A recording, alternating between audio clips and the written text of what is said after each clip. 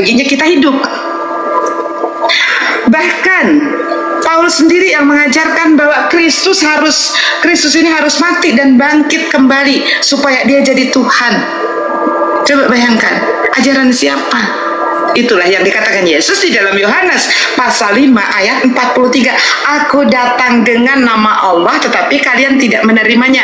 Tetapi jika ada orang lain datang yang membawa namanya sendiri, kalian menerimanya. Yesus tidak salah mengatakan di dalam Yohanes 8 ayat 44, iblislah yang menjadi bapakmu dan kamu ingin mengikuti segala keinginan bapakmu itu. Dia adalah pembunuh dari sejak semula. Di dalam hidupnya tidak ada kebenaran karena pada saat dia berbicara selalu berdosa, dan apa yang disampaikannya bukan berasal dari firman Tuhan. Semua tergenapi dalam diri Paulus. Paulus ngaku bapak tadi di dalam 1 Korintus pasal 4 ayat ke 45. Di dalam Bible juga dikatakan bahwa Paulus adalah pembunuh jemaat Allah. Roma pasal 3 ayat 7, yang menjadi pengajaran Paulus adalah dusta karena dia bapak dari segala dusta. Roma pasal 3 ayat 7, Paulus mengatakan memuliakan Tuhan saja dengan cara berdusta.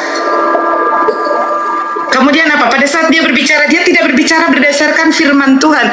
2 Korintus 11:17, segala yang kusampaikan kepadamu bukan berasal dari firman Tuhan, tetapi dari kebodohanku yang memperbolehkan untuk bermegah, kata Paulus. Tergenapi apa yang Yesus katakan. Apalagi yang Yesus katakan, bangsa ini memulai, Omi itu kan untuk orang Yahudi. Loh, itu tercatat secara tekstual di dalam Bible teman-teman, dan diyakini itu adalah firman Tuhan. Yesus mengatakan, bangsa ini memuliakanku dengan bibirnya tapi hatinya jauh daripadaku.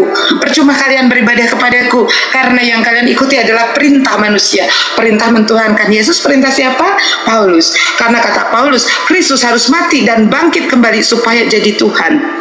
1 Korintus 8 ayat 6, Paulus sendiri yang mengatakan bahwa bagi kita hanya ada satu Tuhan saja, satu Allah saja yang daripadanya kita dijadikan, dan satu Tuhan saja, yaitu Kristus Yesus yang baginya kita hidup. Keren kan, Bang? Apa yang menjadi pengajaran Yesus itu luar biasa. Kalau teman-teman mau jadi pengikut Yesus, ya lakukan apa yang Yesus kerjakan. Hukum yang terutama menurut Yesus itu bahwa Allah itu Tuhan kita. Yohanes 17:3, yang diberikan hidup yang kekal harus menyembah satu-satunya Allah yang benar. Bahkan bukan hanya Yesus, Moses di dalam Ulangan pasal 6 ayat 4 sama juga mengajarkan Shema Yisrael.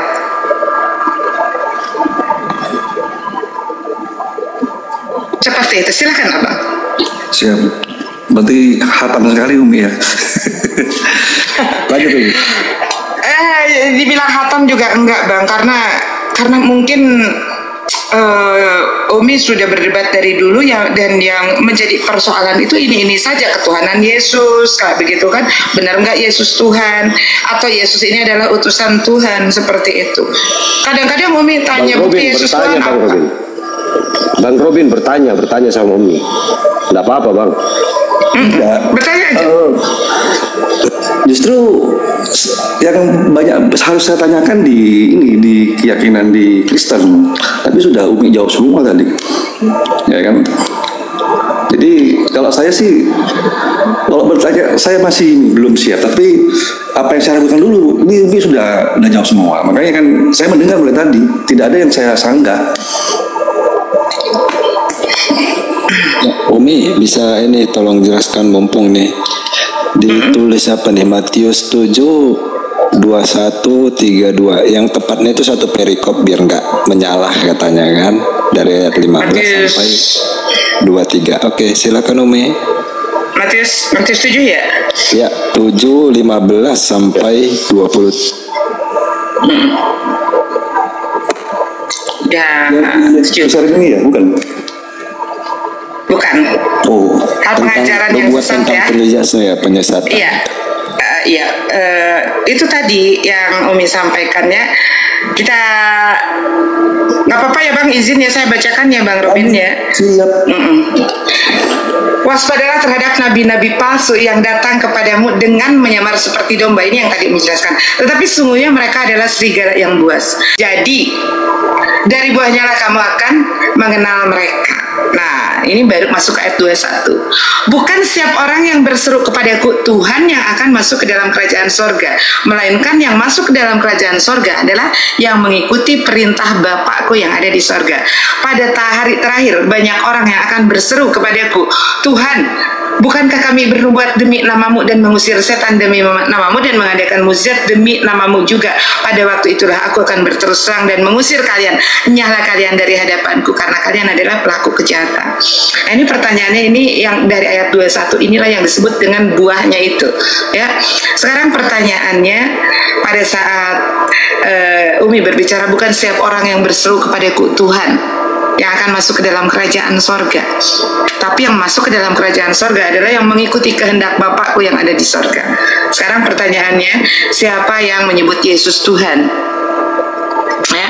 Dan siapa yang mengerjakan kehendak Bapa yang ada di sorga? Kehendak Bapa yang ada di sorga sudah dijelaskan tadi, ya, bahwa engkau harus mengenal satu-satunya Allah yang benar. Apakah menyembah Yesus sebagai Tuhan kehendak Bapa di sorga? Bukan. Apakah makan babi itu kehendak Bapa yang di sorga? Bukan. Ya. Kemudian apa lagi? Apakah pada saat melanggar dari perjanjian kekal antara Bapa yang ada di sorga dengan Ibrahim, kemudian mereka tidak melakukannya, sehingga Bapa mengatakan dengan tegas di dalam kitab Kejadian 17 ayat ke-14, barang siapa yang tidak melakukannya harus dimusnahkan dari golongan sebangsanya karena telah melanggar perjanjianku, yaitu perjanjian kekal. Apakah itu mereka yang tidak disunat melakukan kehendak Bapa yang di sorga? Tidak. Nah, Bapa yang di sorga sudah mengatakan di dalam imamat babi itu haram, tidak boleh dimakan. Tetapi masih ada yang memakannya. Apakah mereka melakukan kehendak Bapa yang di sorga? Tidak kan? Nah, seperti itu. Jadi ayat ke-21 jelas bahwa yang masuk ke dalam kerajaan sorga bukan yang mentuhankan Yesus, tetapi yang mengikuti kehendak Bapa yang ada di sorga. Kemudian ayat ke-22-nya, ya, siapa pertanyaannya, ya? Siapa pertanyaannya? Yang bernubuat demi nama Yesus, yang melakukan mukjizat demi nama Yesus, dan siapa yang mengusir setan demi nama Yesus? Umat Islam atau umat Kristen? Kristen. Nah, Kristen. Nah, pada saat itulah kata Yesus, aku akan mengusir kalian, karena Yesus tidak mengenal kalian. Bahkan Yesus mengatakan, kalian adalah pelaku kejahatan. Jelas kan?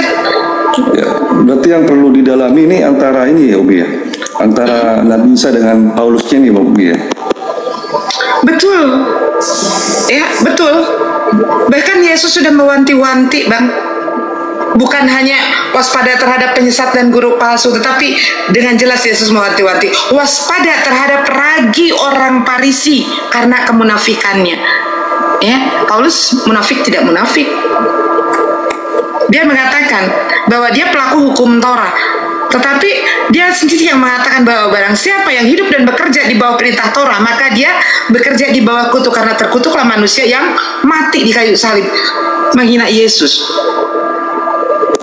Dia munafik tidak munafik, karena pada saat dia menjadi proselit dan disunat, pada saat dia akan convert ke suku Benyamin, dia disunat. Tetapi apa yang diajarkan? Barang siapa yang menyunatkan dirinya, maka Kristus tidak akan berguna. Lain di mulut, lain dengan apa yang dilakukan. Yesus sudah mewanti-wanti, waspada terhadap ragi orang Farisi karena kemunafikannya. Nah, silakan teman-teman kembali. Apakah teman-teman ini pengikut Kristus atau pengikut Paulus? Ya, coba kita bahas ya. Adakah di dalam Bible, Paulus di dalam Bible dikatakan sebagai seorang rasul itu 25 kali. Adakah Yesus keluar dari mulut Yesus 1 kali saja? Tidak ada. Karena Paulus sebagai seorang rasul di dalam Bible, siapa yang mengatakannya? Dia sendiri. Aku telah diangkat menjadi seorang rasul semenjak dalam kandungan ibunya. Bahkan dengan tidak tahu malunya dia mengatakan bahwa pernah bertemu dengan Yesus dan diangkat sebagai rasul oleh Yesus. Katanya sudah diangkat dari dalam kandungan ibunya. Tetapi di lain cerita dia mengatakan bahwa saya diangkat menjadi seorang rasul ketika saya bertemu dengan Yesus pada saat perjalanan dari Damaskus menuju Antioquia. Paulus bahkan bukan hanya mengaku sebagai seorang rasul, tetapi dia mengaku sebagai Bapa. Tidak pernah ada dari keluar satu ayat pun dari mulut Yesus yang mengatakan Paulus adalah sebagai seorang rasul. 25 kali tercatat di dalam Bible Paulus disebut sebagai rasul. 23 kali secara implisit dia sendiri yang mengakuinya. Dan 2 kali keluar dari mulut Lukas. Lalu siapa ini Lukas? Apakah Lukas salah satu murid Yesus yang dari 12? Bukan. Lukas ini seorang goim. Dia seorang Antioquia, ya, bukan seorang Yahudi. Dan Lukas sendiri menjadi pengikut Paulus sebagai seorang Kristen itu pada misi Paulus yang kedua di Troas Asia, bukan pada misi pertama Paulus di Antioquia. Jadi wajar karena Lukas ini seorang yang terpelajar. Paulus menjadikan dia pertama menjadi dokter pribadi Paulus dan kedua menjadi notulen pribadi Paulus atau juru tulis Paulus. Makanya pada saat Lukas menuliskan bukunya, apakah Lukas menuliskan bukunya ini untuk dijadikan kitab suci? Tidak. Baca di dalam Lukas pasal 1 ayat 1 sampai dengan 4. Lukas bekerja seperti wartawan, mencari kesaksian dari satu orang ke orang lain. Kemudian dari kesaksian itu dia menuliskannya kembali dan merapikannya untuk dipersembahkan kepada yang mulia Theophilus. Siapa Theophilus? Apakah seorang nama? Bukan. Theophilus ini adalah gelar bagi orang yang dihormati. Pada saat itu Lukas menjadi pekerja daripada Paulus, menjadi tabib pribadi Paulus, menjadi juru tulis Paulus pribadi. Makanya yang disebut dengan Theophilus adalah Paulus oleh Lukas. Gelar yang dihormati yang sebutannya adalah Theophilus itu disandangkan kepada Paulus. Jadi apa yang ditulis oleh Lukas, Lukas menuliskan kisah para rasul, semua bersumber bukan daripada apa yang menjadi pengajaran Yesus, tapi apa yang menjadi pengajaran Paulus. Seperti itu. Siap. Jadi kalau seperti di Katolik sama Kristen, arahnya rata-rata di Paulus ya. Tapi Katolik lebih soft lagi karena Katolik juga masih menggunakan Injil-Injil apokrif. Mereka masih ada perbandingan dengan Injil apokrif begitu loh. Kemudian di catatan kekristenan juga ada 70 murid yang lain begitu kan, di kekatolikan. Makanya kenapa orang-orang Katolik ini ada pertimbangan karena para uskup Katolik ini seringkali melakukan diskusi dengan para kiai-kiai besar dari apa atau para pengajar-pengajar Islam besar gitu di dunia. Makanya Katolik ini lebih soft, mereka lebih open, pemikirannya lebih terbuka lagi. Dan yang harus Umi akui, di antara orang-orang yang banyak bersahadat mayoritas dari kekatolikan, Bang. Kalau pendapat Umi tentang ini, Umi, tentang ortodok, ortodok itu kan hampir banyak kesamaan dengan Muslim. Pendapat Umi bagaimana? Kristen Ortodok ya, Kristen Ortodok mereka menggunakan kitab Pesita. Nah ini sebetulnya Umi bisa membantah kata Allah ya. Kata Allah yang menurut umat Kristen itu ada di kekristenan juga, dan mereka mengatakan bahwa Allah ini adalah bukan generic name, bukan proper name tapi generic name. Mereka ngambil dari yang namanya Pesita. Di dalam Pesita ada kata Allah, tapi perbedaannya ini Allah ini tertulis biasa saja Allah begitu ya. Tetapi kalau Allah yang digunakan oleh teman-teman Kristen itu adalah alif lam lam ha. Makanya kenapa seorang Romo dari Kristen Ortodok, mereka mengakui bahwa Allah alif lam lam ha itu adalah proper name, yang generic name itu adalah Allah ya, yang gelar itu adalah Allah. Tapi kalau alif lam lam ha, karena mereka juga menggunakan kitab Pesita, mereka juga kadang-kadang membaca Bible yang Al-Muqaddas berbahasa Arab seperti itu. Kitab mereka Pesita berbahasa Syria. Mereka bisa membedakan antara alif lam lam ha dengan Allah. Dan mereka juga mengakui alif lam lam ha itu adalah Allah yang disembah oleh umat Islam. Itu adalah proper name, yang generic name itu Allah.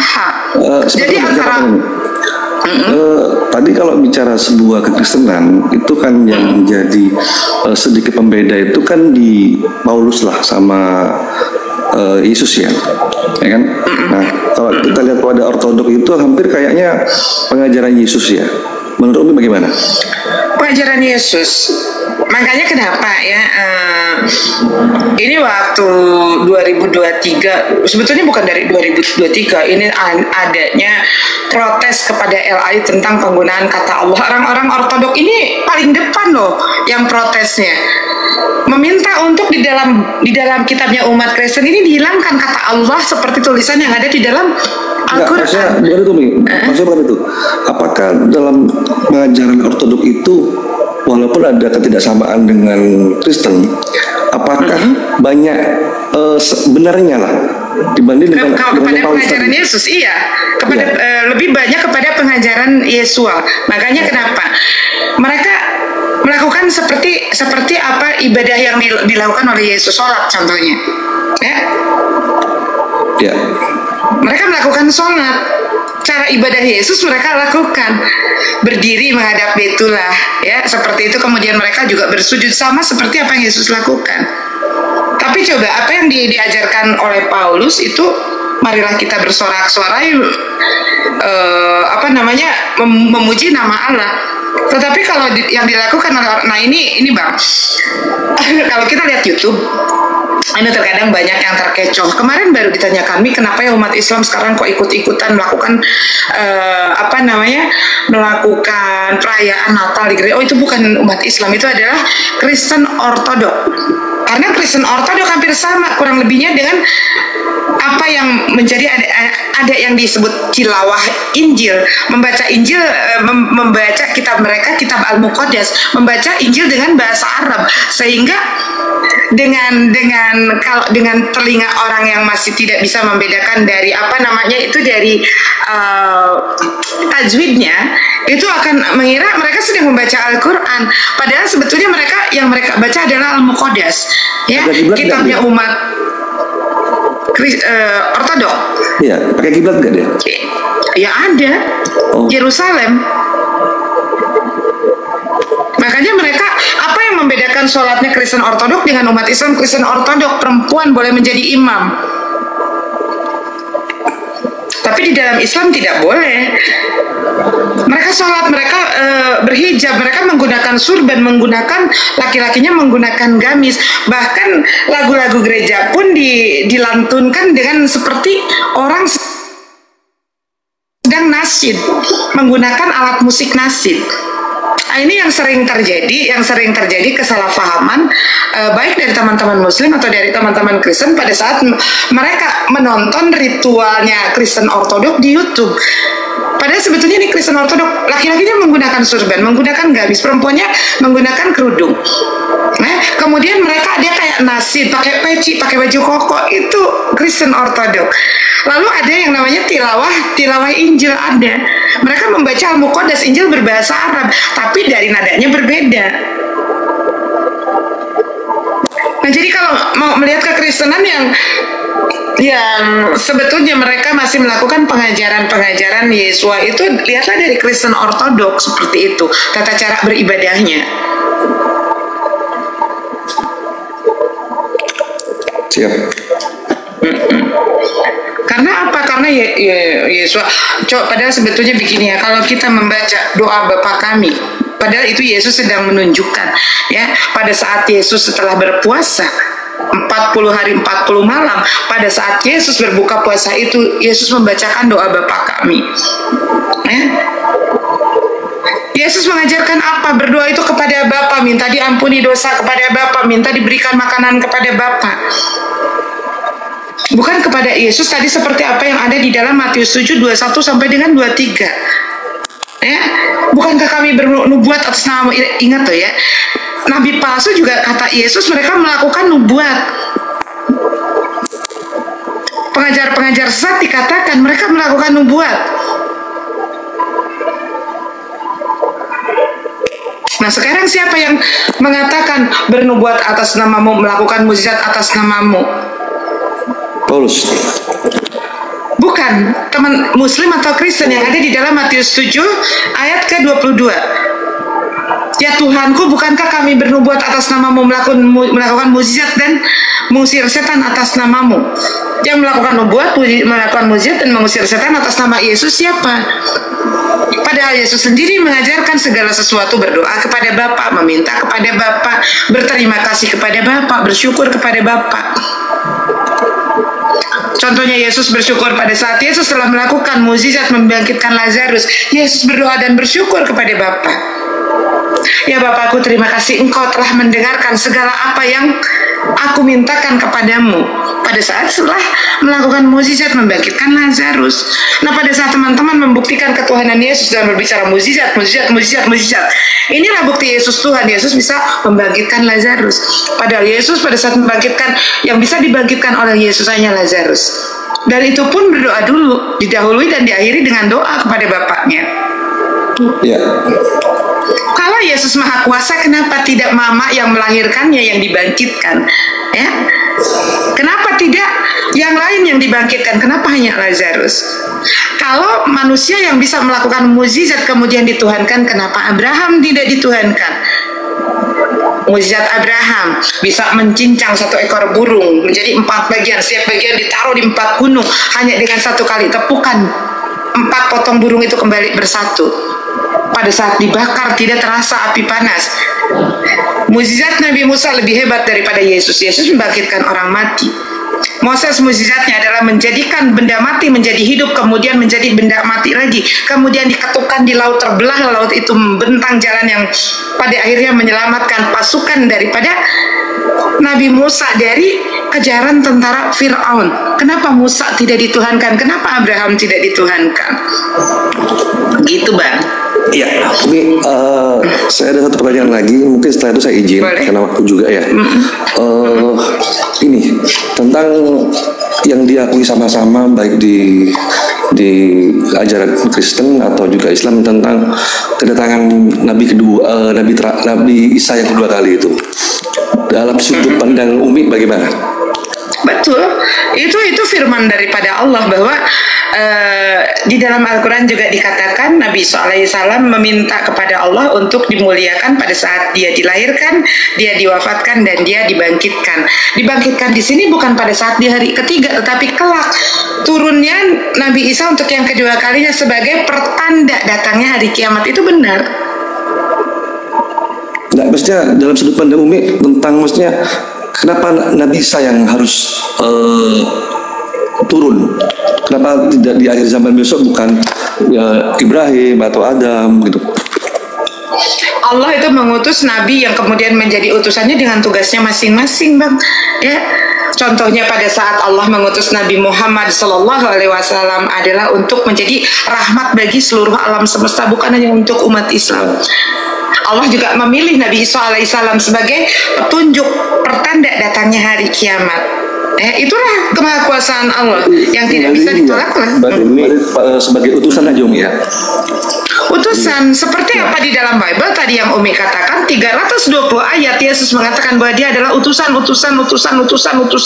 Tidak pernah dia mengatakan akulah Tuhan, akulah yang harus kalian sembah, nggak ada. Terus pada waktu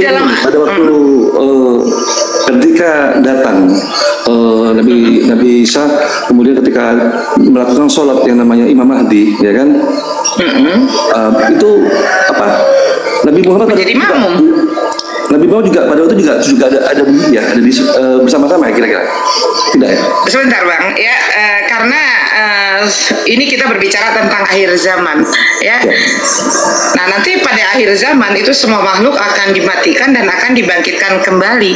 Nah tetapi pada saat berbicara tentang Imam Mahdi, pada saat kedatangan Imam Mahdi ini nanti akan menjadi imam sholat, dan di dalam Al-Quran juga dijelaskan bahwa Nabi Isa ini akan menjadi makmum, akan menjadi pengikut daripada Imam Mahdi, menjadi makmum daripada Imam Mahdi, seperti itu. Ya itu aja ditanyakan. Jadi berarti sebagai utusan ya Umi ya. Karena utusan. Kemudian Imam Mahdi ini siapa sih Umi kira-kira? Walau alam bisawab ya kalau Imam Mahdi, tapi kedatangannya ini kalau Umi berpikir kalau kita lihat kedatangan Imam Mahdi ini, kalau dilihat dari Al-Quran ada tanda-tandanya seperti itu, di mana nanti diawali dengan perang besar, kemudian setelah perang besar itu akan terjadi kemakmuran sehingga yang namanya jizyah itu sudah tidak ada lagi, seperti itu, yang namanya zakat itu sudah tidak ada lagi. Kedatangannya diawali dengan perang besar, kemudian keluarnya Ya'juj dan Ma'juj, ya, Ya'juj dan Ma'juj. Nah ini kalau Umi lihat di dalam keyakinan orang-orang Judaism, mereka kan sampai dengan saat ini masih menunggu Mesias yang akan datang, begitu ya. Umi tanya ke mereka, ke seorang Rabi Yahudi yang namanya Rav Yakub Barut, kedatangan Mesias yang ditunggu-tunggu tandanya seperti apa?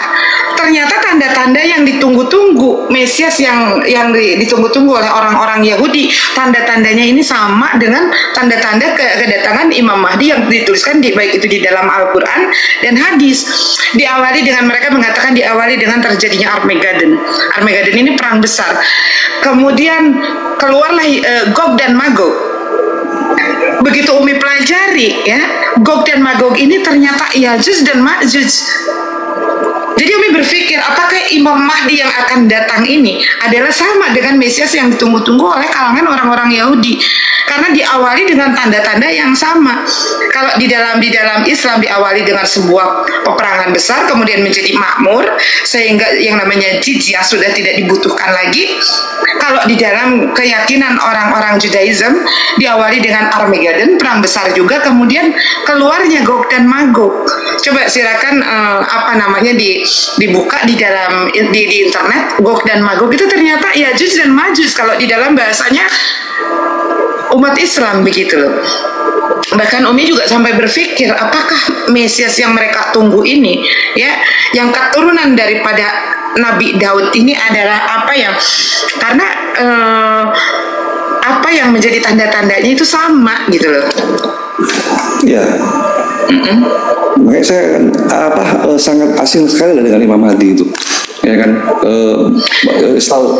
Tahu saya yang saya tahu itu Imam Mahdi lah nanti akan jadi imam sholat lah, dan Nabi Isa di belakang.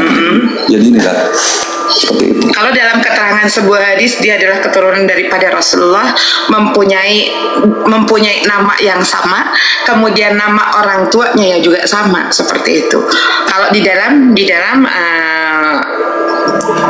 penjelasan sebuah hadis seperti itu, jadi Imam Mahdi itu yang akan datang itu adalah keturunan daripada Rasulullah. Ciri-ciri antara Mesias dengan Nabi Isa berarti bukan ya?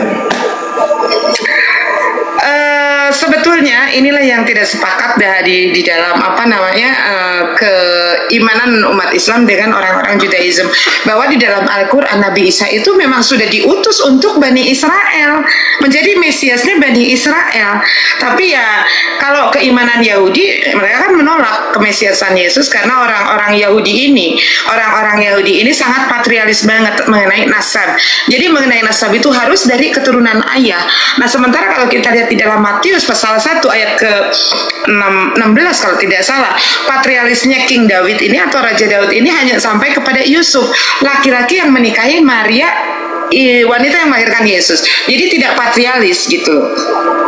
Orang-orang Yahudi menolak kemesiasan Yesus karena Yesus dianggap tidak patrialis dari darah keturunan dari darah King David. Sementara mereka menunggu Mesias yang mereka tunggu sekarang benar-benar adalah keturunan daripada Raja Daud. Seperti itu, Bang.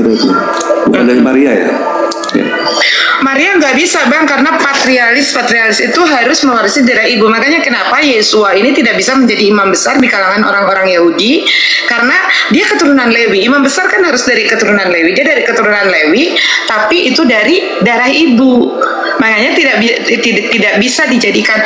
Dan bagi orang-orang Yahudi ini, Yesus ini hanya seorang rabi yang dia mempunyai guru rabi juga, begitu loh.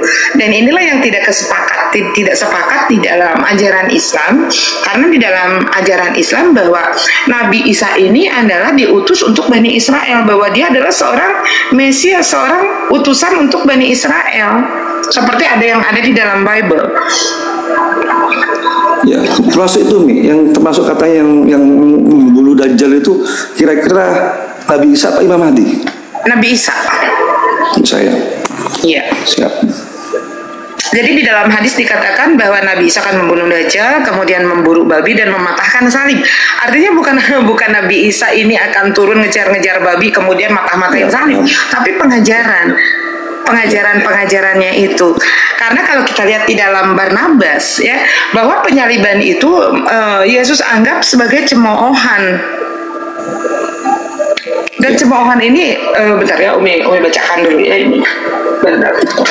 Hukuman yang inilah yang memang di 220 ya kita. Nah, Yesus menjawab, percayalah kepadaku Barnabas bahwa tiap-tiap dosa bagaimanapun kecilnya Allah akan menghukumnya dengan hukuman yang berat. Mengingat bahwa Allah adalah marah kepada dosa, oleh sebab itu semenjak bundaku dan para pengikutku yang beriman Allah yang Maha Adil telah berkehendak untuk menghukum cinta ini dengan kedukaan ini agar nantinya boleh tidak dihukum dalam nyala api neraka. Dan walaupun aku tidak berdosa di dalam dunia, namun semenjak orang-orang yang telah menyebut aku Allah dan putra Allah, supaya aku tidak diejek oleh setan-setan pada hari pengadilan, Allah telah berkenan bahwa aku diolok-olok oleh orang-orang dalam dunia ini dengan kematian Yudas, membuat semua orang untuk percaya bahwa aku telah mati di salib. Nah, ini Yesus mengatakan bahwa dia tidak mati di salib. Bahkan pada saat dikatakan Yesus mati di salib, Yesus mengatakan ini adalah sebuah olok-olok, yang olok-olok ini akan datang sampai dengan kedatangan Muhammad pesuruh Allah itu, yang bila mana dia datang dan menubuatkan penyesatan ini kepada siapa-siapa yang beriman kepada petunjuk Allah. Jadi Yesus ini mengatakan bahwa tuduhan dia mati di kayu salib ini adalah olok-olok. Kecaman. Oh iya. Siap. Ya sudah Umi, terima kasih banyak. Sementara kita sambung lagi. Mohon maaf kalau ada salah kata atau apa. Tapi menarik. Saya dari semua, jadi saya bukan bertanya di Islamnya, tapi saya bertanya di Kristennya menurut sudut pandang Islam. Dan ya sebetulnya jangan bertanya di Kristennya, bertanya di pengajaran Yesusnya, Bang, karena kalau bertanya di Kristennya, ya misalnya begitulah, pengajaran kekristenan didominasi oleh pengajaran Paulus, Bang. Betul, Paulus. Nah, makanya saya tanya tentang Yesus dan Paulus, ternyata pecahnya sudah di situ. Kemudian saya tadi mengarah kepada ortodok demikian, Umi. Kemudian saya mengarah kepada Yesus lagi pada kedatangan kedua kali. Kemudian saya tadi bertanya lagi tentang Imam Mahdi dan seperti itu. Jadi ya sedikit ada pencerahan, Umi. Terima kasih banyak, Umi. Saya mau izin teman-teman juga. Bang, abang suku apa, Bang? Orang apa, Bang? Cara Madura. Madura asli. Ya, orang dari Madura. Suku Madura katanya. Bang Robin Hood sudah Umi follow ya. Siap. Ya, mudah-mudahan dengan obrolan santai kita pagi hari ini, semoga Abang Allah pilih menjadi manusia yang mendapatkan hidayah daripada Allah. Tentunya kita menyampaikan di sini bukan akan mendorong Abang menjadi seorang mu'alaf, tapi masalah mu'alaf itu adalah hak privilege daripada Allah. Allah yang memilih siapa orang yang mendapatkan sesuatu yang luar biasa itu, begitu. Ya, Jay, Umi, terima kasih banyak rekan-rekan, terima kasih banyak. Selamat pagi. Iya, pagi, Bang. Pagi. Oke, lanjut, semangat pagi.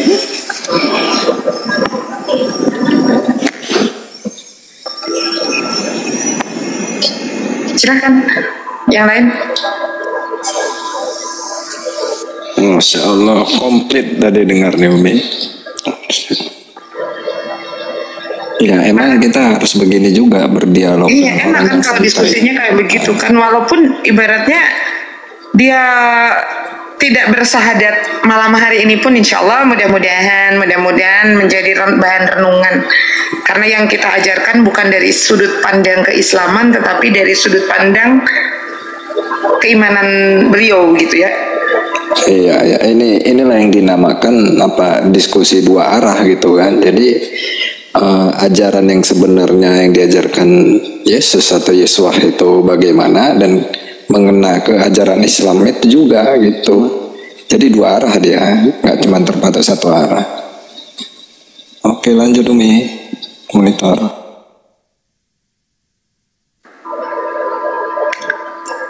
Ada pasien berikutnya. Bang Sarah, ada pasien berikutnya enggak? Ya, bagi yang beragama Kristen silahkan naik berpertanyaan. Cuman pada diam. Ayo dari bawah.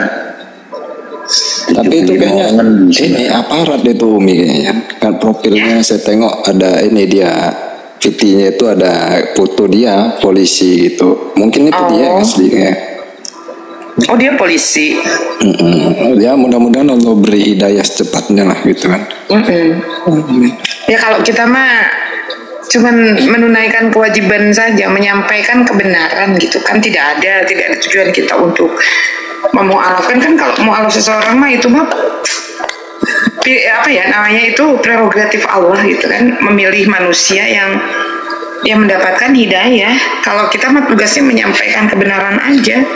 Iya benar.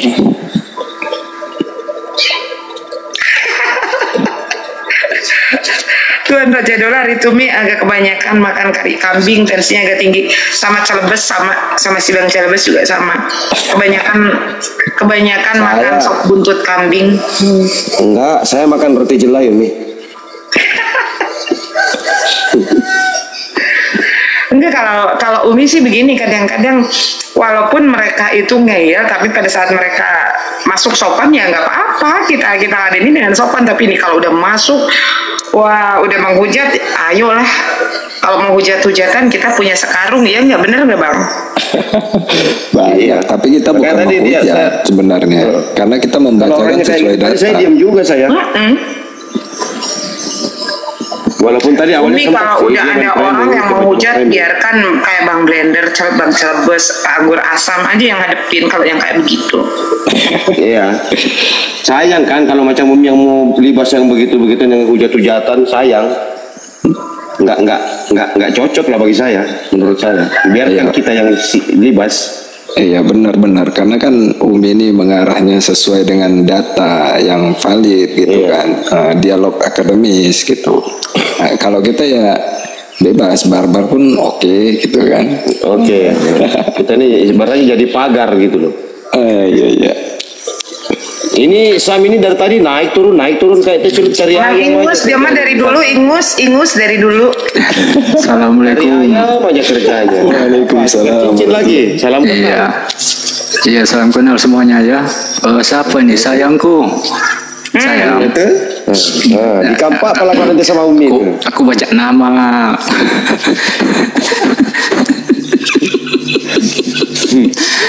Tadi aku di Jamba sama Oten cari ayam, nggak ada kan. Aku masuk rumah Oten, baru 2 detik dikit karena dia bilang salam satu batu. Aku bilang oh batu yang di Mazmur ya, umat Islam atau kisah para rasul 11, langsung dikit gitu. Kurang ajar ya. Jadi gini punya teman-teman penginjil. Iya Bang, Wahyu 5 nomor 6 itu. Udah. 7 lagi. Nah, kalau itu nggak meleset lagi itu sebetulnya. Tanduk 7 lagi pasti itu. Iya, sebenarnya tandingan itu sebenarnya. Oh ya, sebenarnya Tuan Oten ada 13 Bang Raja Dolar. Ala Bapa, ala Anak, ala Roh 3. Ditambah di Wahyu 5 nomor 16 ada 7 kan? 10. Ala di Yohanes 84, iblislah jadi bapamu 11. Nah, tambah lagi Paulus mengaku jadi bapak 12 lagi ya. Korintus 4 nomor 15. Kadang-kadang kami hitung pernah 25 lagi. Ada lagi Bang, tai sapi gimana? Penghapus dosa loh. Oh itu sepele bego ya, apa itu lupa namanya. Jadi gini host, udah 2 hari kemarin kan saya baru pulang dari kebun. Aku injilin ini monyet saya injilin, saya bacakan ini Yohanes 17 ayat 3, satu-satunya Allah yang benar. Ya kan, maunya ngangguk iya, tapi Oten ini ya nggak tahu ini botolnya luar biasa sekali, nggak ngerti, nggak paham ini. Sama saya kemarin juga injil kura-kura.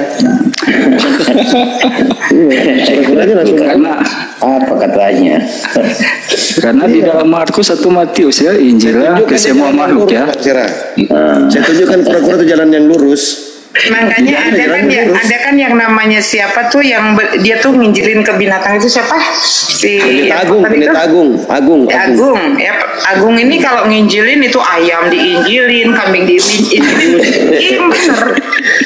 Dia bener loh, karena kan katanya iya, memang iya kan harusnya kayak gitu, karena kan Injil katanya diperintahkan untuk semua makhluk. Emang ayam bukan makhluk. Kabarkan ke segala makhluk. Ada salah satu makhluk yang sulit saya injilin Umi. Babi lah diinjil kalau nggak diseruduknya nanti. Oh jerapah, aku harus naik pohon ya, naik tiang listrik itu. Babi sih. Berarti itu Umi pendetanya ini apa terotak itu karena berhadapan sama Bang Zuma ya kan, injililah semua makhluk. Terus Bang Zuma bilang sedomba-dombanya domba itu tidak pernah menuhankan sesama domba, seanjing-anjingnya anjing itu tidak pernah juga menuhankan sesama anjing. Datang Oten tiba-tiba menuhankan manusia. Nah, tadi kan Umi bahas di sini ke si siapa, ke si Win-Win, lu kalah sama monyet Win, monyetnya monyet. Iya, saya baru masuk Yakin tuh. saya muridnya Napiri Nggak itu. dengar deh dia. Muridnya Napiri itu kayaknya. Iya, nafir itu.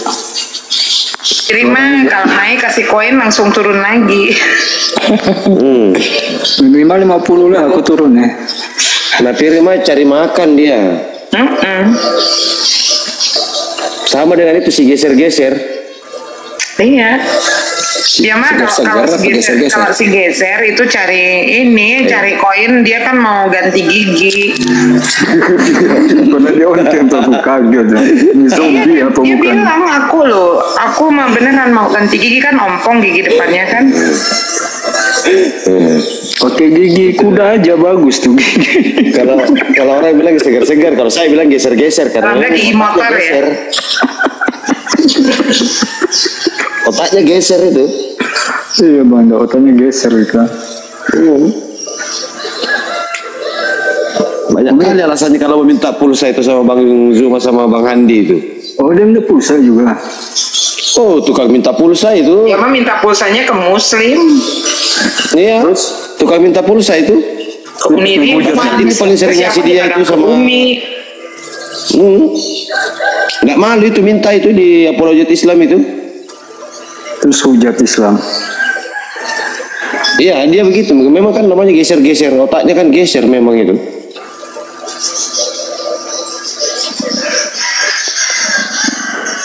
Pernah ngancem pernah ngancem mau potong Zuma katanya pakai mandau. Berapa menit kemudian minta pulsa. Dasar. Itu kan menit minta pulsa. Ketawa kita semua itu.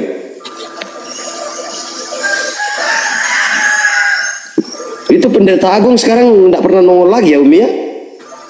Udah lama nggak ada. Siapa ya? Iya. Agung, pendeta agung itu. Pendeta agung. Yang beleng-beleng. Itu yang injili tikus. Ayam. Ayam. Iya. Itu dia cerita loh caranya nginjilin. Kayak gimana itu Bang Agung? Ya kita dekatin ayam, kita usap-usap dulu, ntar baru bilang ayam. Iya. Jangan menuhankan ayam ya. Itu. Gitu Tapi ya. udah lama tidak nongol dia.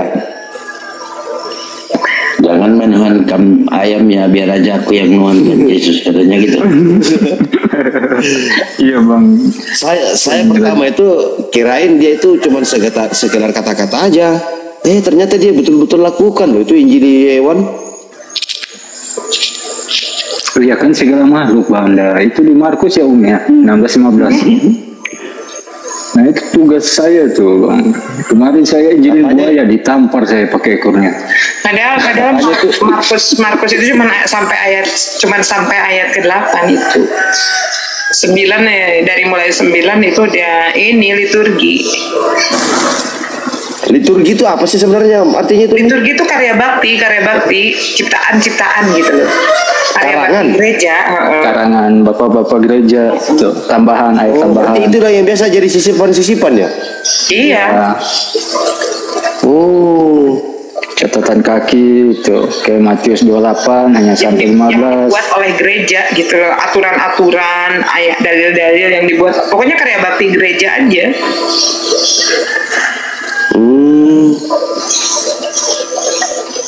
Gitu ya. Itu liturgi ya. Nanti ditanya Yang Oten. dibuat karya bakti yang dibuat oleh gereja ya tujuannya ngotot supaya mentuhankan Yesus. Ya biar komplit ya Umi ya. Isi Bible mereka. Jadi pasti liturgi itu isinya Isinya berapa persen ngarang. isinya teletela bang. Isinya teletela. Teletela di bawah tuh. Mana dia? Di bawah. Naikin dong.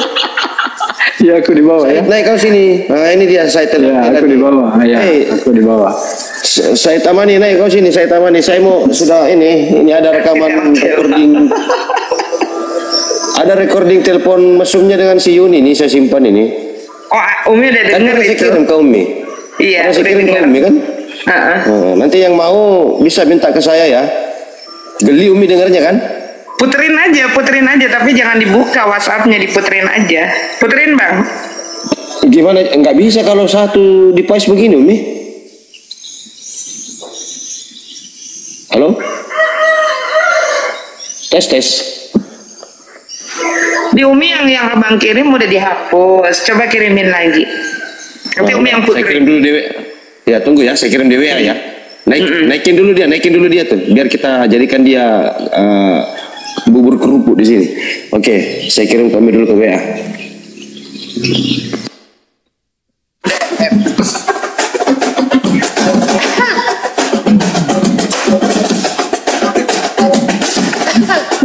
Si Mani PA dinaikin malah muter-muter musik PA, dasar lu Mani. Di ujung. Dia nggak usah dinaikin, dia mah udah panik duluan. Mani ya. Geli ya. Kacau sudah. Jadi bukan hoax ya, bukan hoax. Oten-oten mah parah ya. Tuh. Era belum cukup umur katanya. Bang bentar ya Bang, Umi biniku panggil ya bentar. Alah bini-bini lah. Bini yang mana lagi kau Sam? Kemarin itu Ibu kan kayak begitu. Tiba-tiba aja nggak ada yang nanya, Mi bentar ya Mi ya, dipanggil bini katanya, di mute. tahu tuh. Dikit-dikit ngajak orang tukar cincin. Ntar buka lagi mute-nya kayak gini. Oh iya terima kasih ya Umi ya sudah bikinin Abi kopi katanya. Abi ya, Abi. Jadi poinnya sini Umi cemburu gitu Bang Celebes.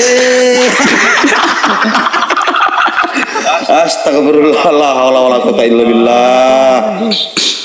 Ini ada tamu kita ini Mbak Edel nih. Assalamualaikum. Yang live-in jadi nggak bisa keluar suara.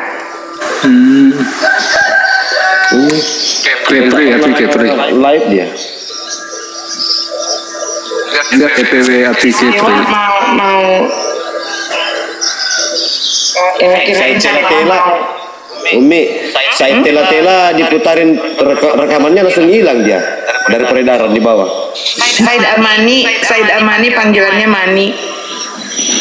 Mani ya. Iya. Oke. Tunggu, ada yang minta tuh. Nah, kalau malam jadi aneh gitu ya. Kita mute dulu Sam, biar Umi putar karena ada yang mau rekam tuh di bawah. Lanjut Umi, saya mute.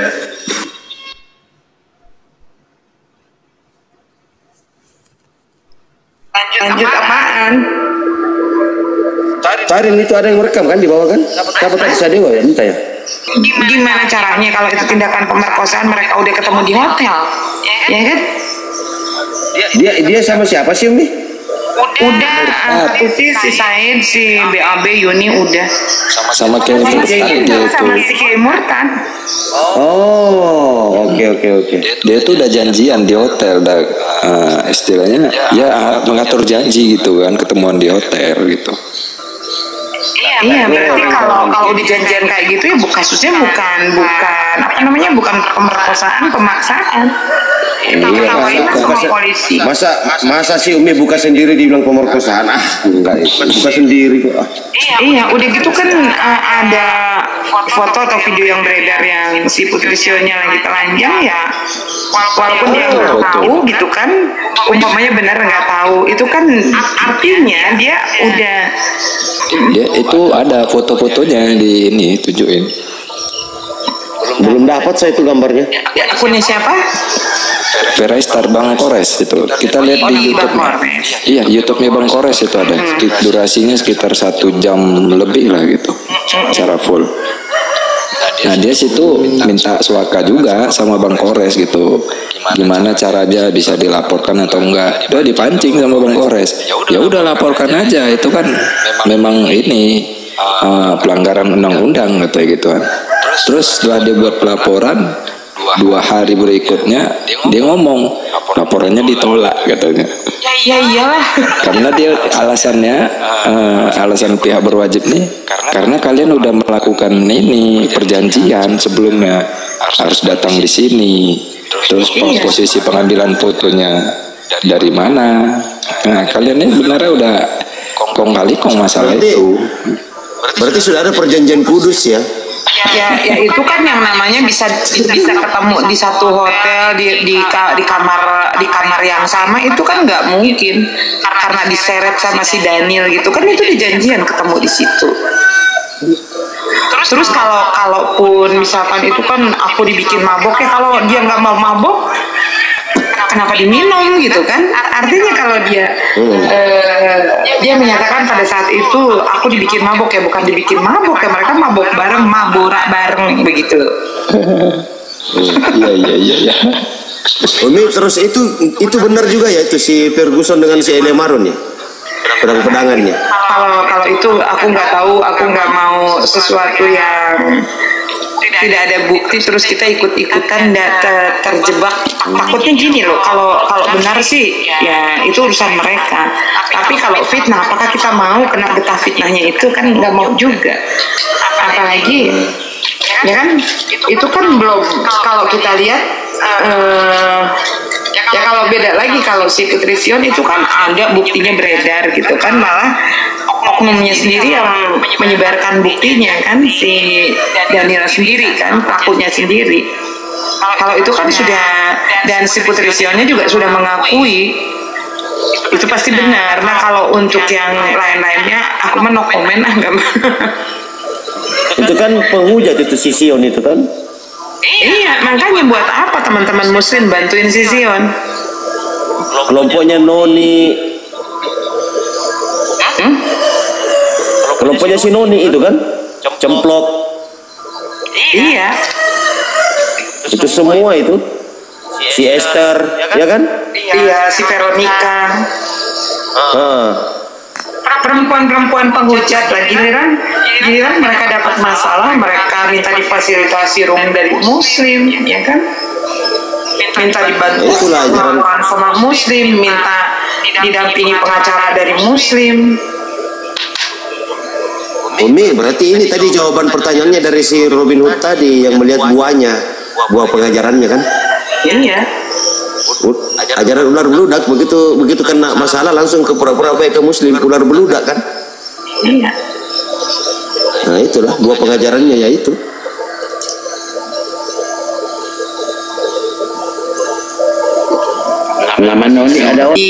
Makanya kalau kita itu jangan terjebak dengan permasalahan mereka. Mereka lagi saling serang. Islam yang dijadikan alat untuk menyediakan fasilitas tempat, karena di kalangan teman-teman Kristen mereka udah pecah gitu kan. Makanya ya, kalau Umi sih lebih berpesan sama teman-teman muslim, jangan mau ikut campur dengan internal mereka gitu. Mereka mau ibaratnya tapi dia yang datang ke apartemennya Pak JT, dia yang nyamperin. Iya Kak Tuci. Makanya kemarin juga Umi rada ini, kalau Umi sih dengan hal yang demikian, no reason ya, artinya nggak terima alasan apapun gitu loh. Mereka ini penghujat. Ya kan udah, umpamanya teman-teman muslim bilang kan mereka udah sadar, katanya udah tobat, ibaratnya udah minta maaf lah. Yang dia hujat siapa? Kalau mau tahu si Pastor Sarah itu dulunya itu penghujat Rasulullah lebih dari, ya kayak si Sopiatul lah kayak gitu. Betul. Karena saya sering baku hantam dengan dia di grup WA itu, si Sarah itu. Iya. Sampai dengan kita mengikuti keimanan mereka. Nah kayak begitu, masa kita percaya dengan omongan si Sarah yang notabene dia seorang penghujat, terus kita nggak percaya dengan firman Allah yang ada di dalam Al-Quran? Kalau Umi nggak ada alasan dia mau minta maaf. Umi sampai tahu kan, mungkin Bang Cabas waktu Umi debat sama si Sarah, ada beberapa teman-teman muslim yang justru ngebela si Sarah. Betul, saya ada di situ dan saya ada di pihak Umi waktu itu. Saya ada di situ. Maaf ya, kayak adalah beberapa orang yang justru Umi harus berbesar hati. Sarah sudah minta maaf sama siapa? Ada saya waktu itu kok, kebetulan saya mendengarkan waktu itu juga, tapi saya mute aja. Cuma saya bilang Sarah Wanas Katuti. Tapi dia juga ada rencana mau bikin denom baru. Astagfirullah.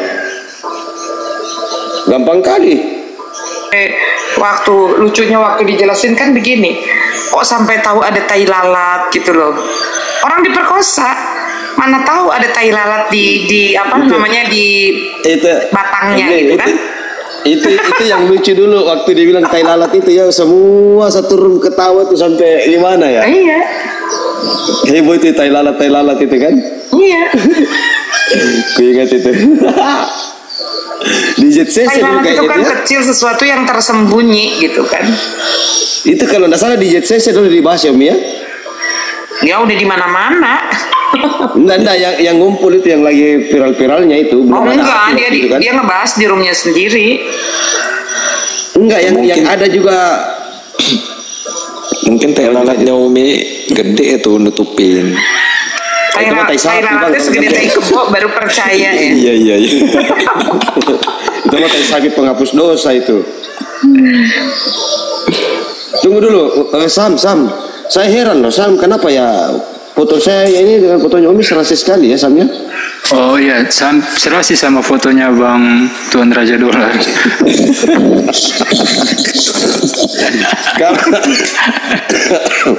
Kamu Sam, coba kau bayangkan Sam, foto saya ini di samping kanannya Umi itu loh, apalagi posisinya pas itu kan? Saya yang dekat nih. Ikut campur lihat aja. Iya Bang, aku cari aman aja daripada dikik. Susah ya, Bang Suga, susah kalau ngomong sama orang yang ini tertutup hatinya, memang susah. Apalagi ini fitnah.